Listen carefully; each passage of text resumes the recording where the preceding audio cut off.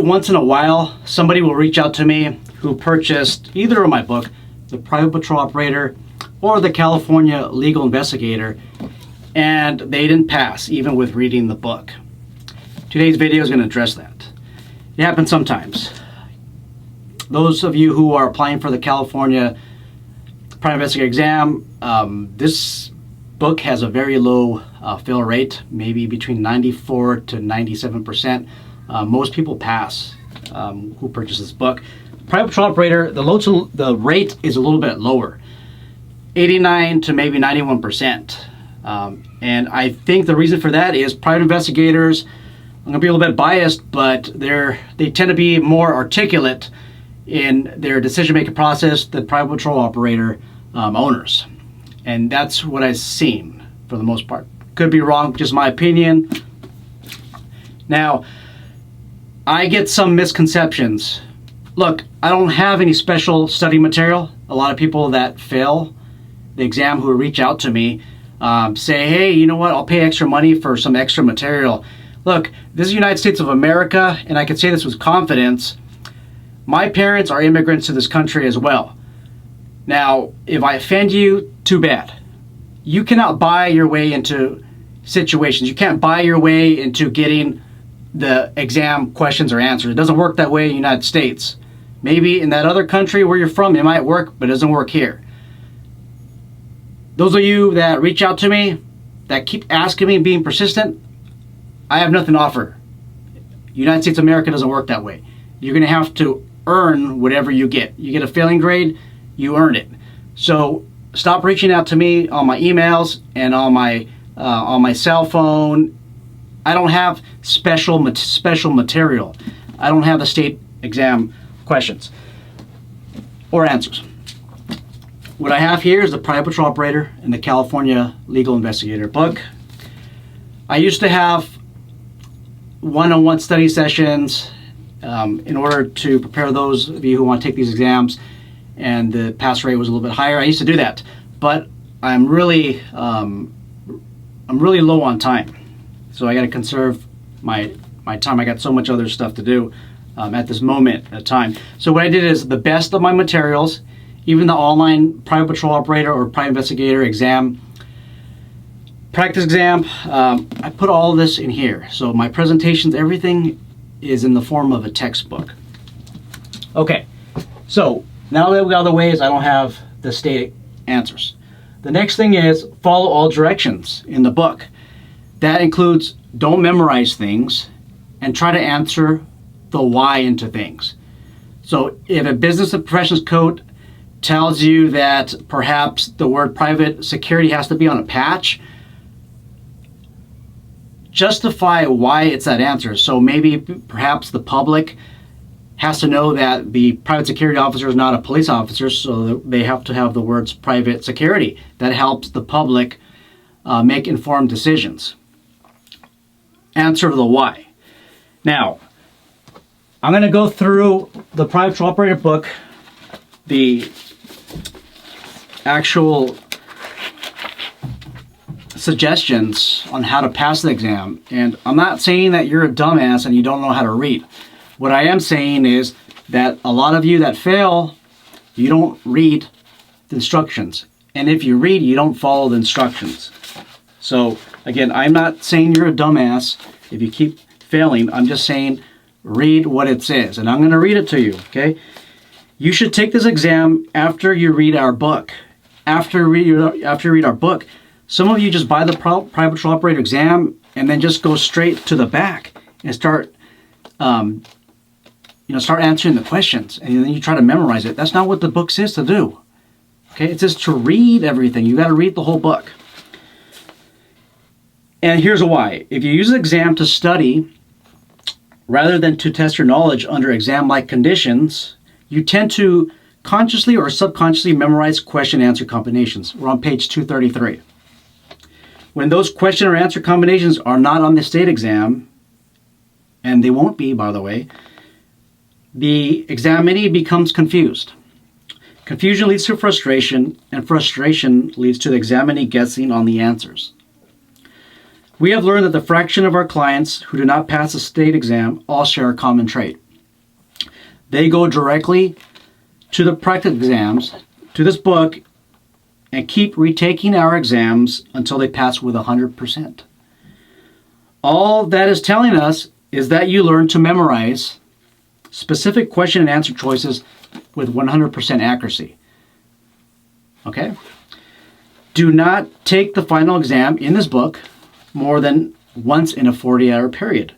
Doing so is counterproductive because, once again, the probability of someone memorizing questions and answer choices are great.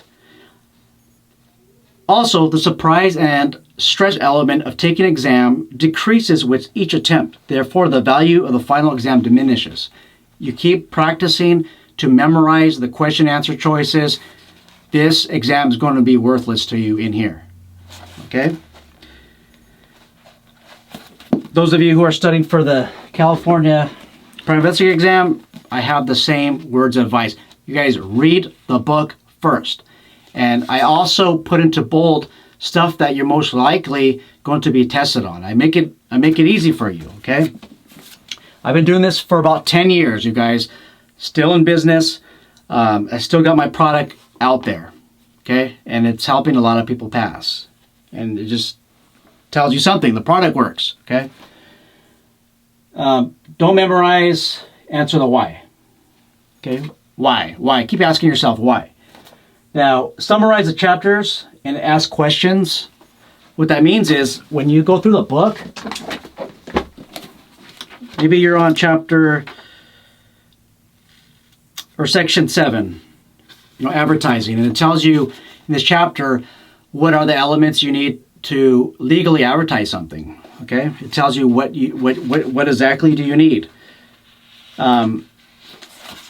Give this book to somebody else, maybe a family member or a friend or somebody or a colleague, and have them question you on the content that's in the book. I would concentrate more, if you're limited on time, on the stuff that's in bold, that's written in bold in here. Concentrate on more of that. But have them test your knowledge. That's a different way to rephrase the learning process. You're having somebody question you. If you're able to answer, then you're starting to grasp the information that you have been studying for. Okay. Finally, let's talk about the different methods of learning. You guys, in both books, I talk about there's different methods of learning. There's a visual method. There's an audio method. There's the hands-on method, and then I even mentioned that there's a rationalization method, which is answering the why behind each of the specific issues. Business Professions Code, why this, why that? Why does there have to be specific markings on the security vehicles? Why does it say private patrol or private security on it? Why? Well, the public needs to be informed that these are not police officers, these are private security officers. And that's it. Answer the why, okay? But people have different methods of learning. Now, mind you, one of the methods that I can't help you with 100% right now is the visual. I really can't help you much with the visual method. Some people can learn a lot better if they see the issue being addressed, if they see the topic being addressed. Maybe if somebody presents to them, like how I'm doing right now. Some people can maybe learn better just audio. They just listen. They don't have to look at any projections, any screens. They just listen. Maybe an audiobook will work for them. My YouTube channel addresses the visual and the audio a little bit. Okay, I talk about different methods of learning on my channel. I talk about different topics that are testable on the exam on my channel, and that's another way for you to learn. So if you can't, you can't watch YouTube on the road, right? So you can just maybe turn it on, pay attention to the road, and just listen. Okay, that might also help. So this channel is going to help you. Maybe in 2 years, I'll finish with the video presentation of both books. But as is right now, all you really have is this channel, and I think that's going to help you a lot. But really listen. Yeah, I do have some BS on it. Some politics on there. Just get rid of some of that, and just listen. Listen on the legal updates as well. Now, as for class presentation, I highly recommend a class presentation. or a classroom setting where you can interact with the instructor in a live environment.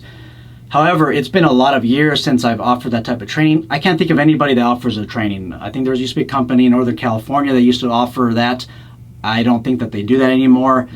I'm one of the only vendors that really prepare you for the state exam. That's very, very limited. But as for getting a class, going in some type of study session or classroom environment, it's going to be rare.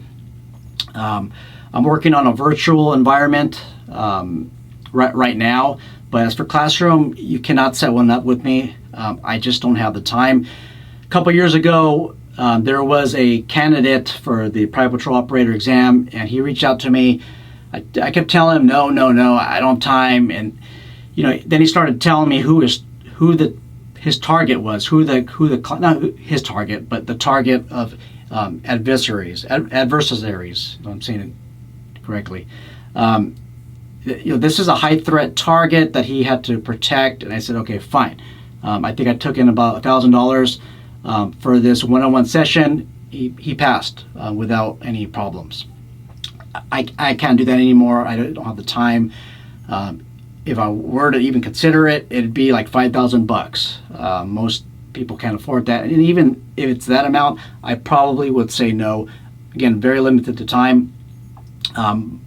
But the closest I could come to a classroom environment would be virtual learning, and I should have an online class in the next 2 years, long before or long after that you pass the exam. So, if you have any questions that relate to this topic of today, put it in the comment section below. If you have any questions, put it in the comment section below. Subscribe to my channel, like it please. Hopefully I didn't offend some of you too much, but it's reality. Okay, it's reality. You can't bribe your way into things. And there's a bell notification that's usually on the upper, I think, right part of the screen. Click that. So whenever there's like a legal update or some type of new information, that you'll be informed very quickly. Be safe out there, you guys, and thank you for listening.